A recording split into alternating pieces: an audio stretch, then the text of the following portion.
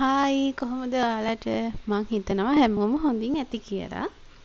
ඔන්න ඉතින් ගොඩ කාලෙකට පස්සේ ඔයාලට මම ඩේ බ්ලොග් එකක් අරගෙන ආවා. මේක ටිකක් විශේෂයි. විශේෂයි කියන්නේ මේ ඒ කියන්නේ ඉගෙන ගන්න අයට අලුතින් දෙයක් පටන් ගන්න හිතන අයට මං හිතනවා මේ බ්ලොග් එක ගොඩක් වැදගත් වෙයි කියලා. ඉතින් හැමදාම වගේ මම අදත් මුලින්ම කරන්නේ මගේ ජර්නල් එක ලියන එකයි. මගේ දවස එතකොට මේ සතිය ප්ලෑන් කරන එකයි. ඉතින් මම ඔයාලට කිව්වනේ මේක දිගටම කරන් යන්න මම try කරනවා කියලා. ඉතින් ඔන්න කියන්න සතුටුයි මම මේ වෙනකන් මේක මග අරින්න නැතුව කරගෙන යනවා. ඒ වගේම තමයි ජර්නල් එකත්. ඉතින් මම ජර්නල් එක විදිහට ලියන්නේ බුලට් ජර්නල් එකක් නෙමෙයි. ග්‍රැටිටියුඩ් ජර්නල් එකක්. ඉතින් බුලට් ජර්නල් එකක් ලියන අයට ඒක ඒ විදිහට කරන්නත් පුළුවන්. මම මේක ගොඩක් වෙලාවට උදේට තමයි කරන්නේ. ඉතින් ඔයාලට උදේට කරන්න වෙලාවක් නැත්නම් රැට නිදියන්න කලින් හරි ජර්නල් එක ලියලා ඊළඟ දවසේ ප්ලෑන් කරන්න පුළුවන්. චේතනා මෝදුවන ලෝචනා ස්වප්න මත මානරිරෝ මෝරනා යවනා ප්‍රේමයට කාරණා රාගමන රහස. හායි. ඉතින් මට හිතුණා ඔයාලට මේ ස්ටිකර් පැක් එක පෙන්නන්න ඕනි කියලා අනිවාර්යෙන්ම. හරිම කියුට් ස්ටිකර් පැක් එකක්. මම ඔයාලට ඒකේ තියෙන ඒවායින් ටිකක් පෙන්නන්නම්.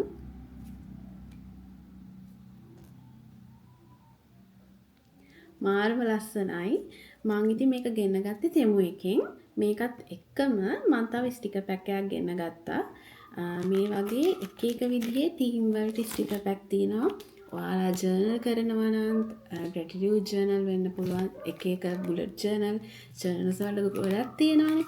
ඉතින් ඒවට මේ ස්ටිකර්ස් ඇලෙවුවාම හරිම ලස්සනයි. බලනකොටම මාරම ලස්සනයි. ඉතින් තව ජර්නල්ස් කරනකොට එක එක තීම් වලට කරන්න පුළුවන්. ඉතින් මේක මේ කොෆි ෂොප් එකක තීම් එකකට හදපු ස්ටිකර්ස් ටිකක්. මේ තියෙන්නේ. හැබැයි මේක ආවට පස්සේ තමයි මම දැක්කේ මේකේ ස්ටිකර් එකක් නැහැ. ගම් ගාලා තමයි අපිට අලවන්න වෙන්නේ. ඒක ඒ වෙලේ මම දැක්කේ නැහැ. ඒ වුණාට මේ ටිකත් මාර්ම ලස්සනයි. කියන්නේ ෆිනිෂින් එක කලර්ස් එහෙම හරිම ලස්සනයි. ඉතින් ඔයාලටත් තෙමු එකෙන් ඕඩර් කරලා බලන්න පුළුවන්. මොකද ප්‍රයිස් එහෙම මාරම අඩුයි. මෙහි සමහර මේ වගේ ස්ටිකර්ස් පැක් වලට වැඩිය සෑහෙන අඩුයි තෙමු එකේ. ඒ වගේ ඒවල ගණන්. ඉතින් ඔයාලට ඒකෙන් ගෙන්නගෙන බලන්න පුළුවන්. මට හිතුණා මේ ටික ඔයාලට පෙන්නන්න ඕනි කියලා. කාටම හරි ප්‍රයෝජනයක් වෙයිනේ. ඉතින් ඒක නිසා තමයි මම ඒ ස්ටිකර් පැක් ටික ඔයාලට පෙන්නුවේ. ඉතින් කලින් තෙමු එකෙන් ඕඩර් කරපු ස්ටිකර් පැක් ගැන කිව්ව හින්දා මට හිතුණා ඒකෙන් ගෙන ගත්ත තව දෙයක් ගැන කියන්න. මේ බෑග් කවර් එක. මේකත් මම තෙමු එකෙන් ඕඩර් කරේ. මාරම ක්වොලිටි හරිම ලස්සනයි බෑග් කවර් එක. මට ආස හිතුණා ඒකට. ඉතින් try කරලා බලන්න තමයි එකක් ගෙන්න ගත්තේ. ඉතින් මම එක බෑග් කවර් එකයි දැම්මේ. ඒක මාරම ක්වොලිටි. ඉතින් තෙමු එකේ බෑග් කවර්ස් මේ වගේ ස්ටිකර්ස් බෑග් එහෙම ක්වොලිටි කියලා මට කියන්න පුළුවන්. මොකද මම ඒවා ගෙන්නගෙන තියෙන හින්දා. තව මම බෑග් එකක් ගෙන්න ගත්තා. ඉතින් තෙමු එකෙන් මම ඕඩර්ස් දෙකක් දැම්මා.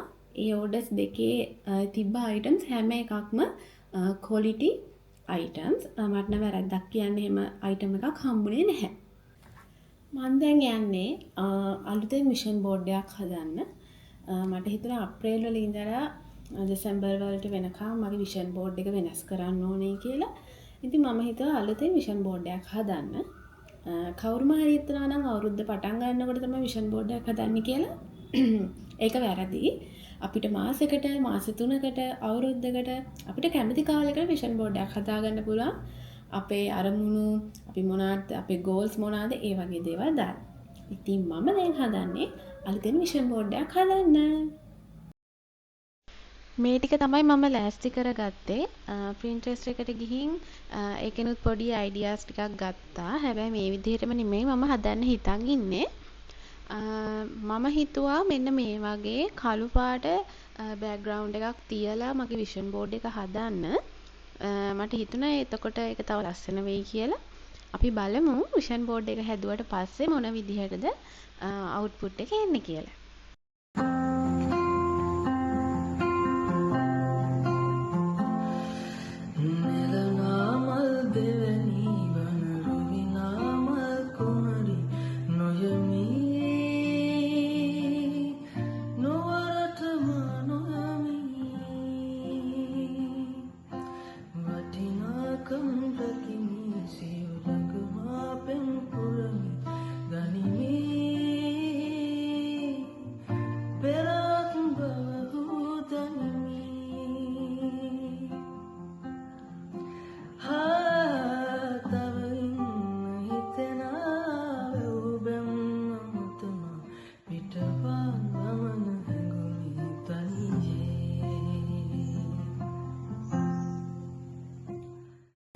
ඉතින් විෂන් බෝඩ් එකක් කිව්වහම ඔයාලා ගොඩක්ම දැකලා තියෙන ෆොටෝස් එහෙම දානවා.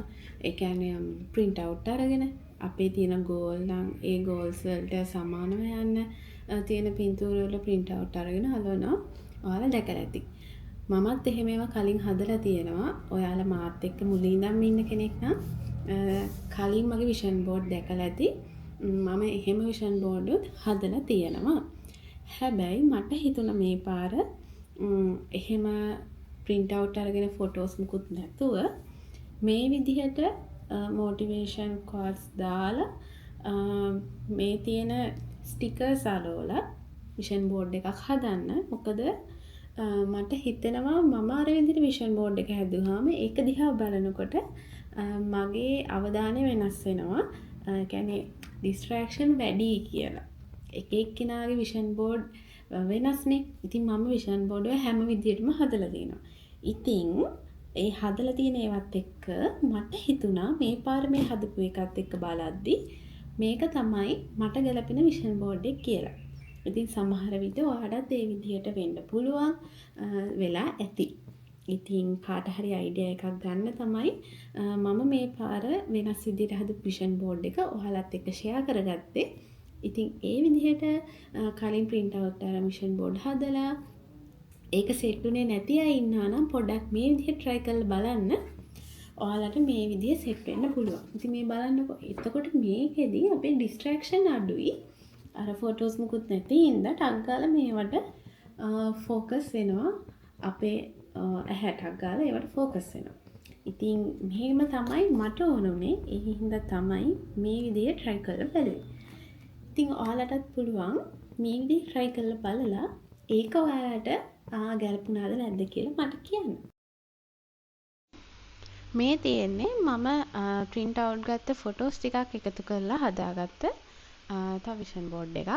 මට හිතුණා ඒක දෙවිදිහකට හැදුවොත් හොඳයි කියලා එකම එකකට දාන්න නැතුව.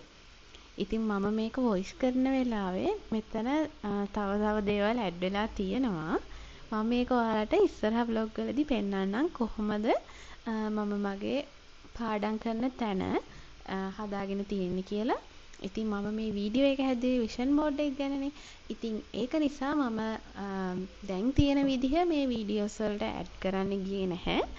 මම ඔයාලට ඉස්සරහ vlog වලදී ඒ ටිකත් පෙන්නන්නම්. දැන් මම මේ හදන්නේ මගේ තව ඉතුරු වෙලා තියෙන වැඩවලට පොඩි ටයිම් ටේබල් එකක්. අපිට ඒ විදිහටම කරගන්න බැරි වෙන්න පුළුවන්. ඒ වුණාට ටයිම් ෆ්‍රේම් එකක් හදලා තියාගන්න එක හොඳයි. ඉතින් ඒක තමයි මම දැන් මේ හදන්නේ. ඉතින් ඔයාලටත් වැඩ මොනා හරි ඉතුරු වෙලා තියෙනවා නම් ඔයාලට පුළුවන් මේ විදිහට ටයිම් ෆ්‍රේම් එකක් හදාගන්න. එතකොට අපිට අයිඩියා එකක් තියෙනවා. තව කොච්චර කාලයක් තියෙනවද ඒ කාලය ඇතුළත අපිට මොනවද කරන්න තියෙන වැඩ කියලා. එතකොට එතනිනුත් මොටිවේෂන් එකක් එනවා මේ වැඩ ටික ඉක්මනට කරන්න ඕනේ කියලා සහ ඔයාලට අයිඩියා එකක් එනවා මේ කාලය ඇතුළත මේ වැඩ ටික මම ඉක්මනට ඉවර කරගන්න ඕනේ කියලා. ඉතින් ඔන්න මේ විදිහට තමයි මගේ අදහස ගත වුනේ. මම හිතනවා මම හදපු විෂන් බෝඩ් එකකින් එතකොට මම vlog එකේ කරගෙන ගිය වැඩවලින් ඔයාලට මොනවාම හරි ගන්න ප්‍රයෝජනයක් ඇති කියලා. ඉතින් එහෙනම් තවත් ලස්සන vlog එකක් මේ වගේම ලබන සතියේ තරම් එන්නම්. එතකන් ඔයාලා හැමෝම සතුටින් පරිස්සමින් ඉන්න. මං ගිහිල්ලා එන්නම්. බයි.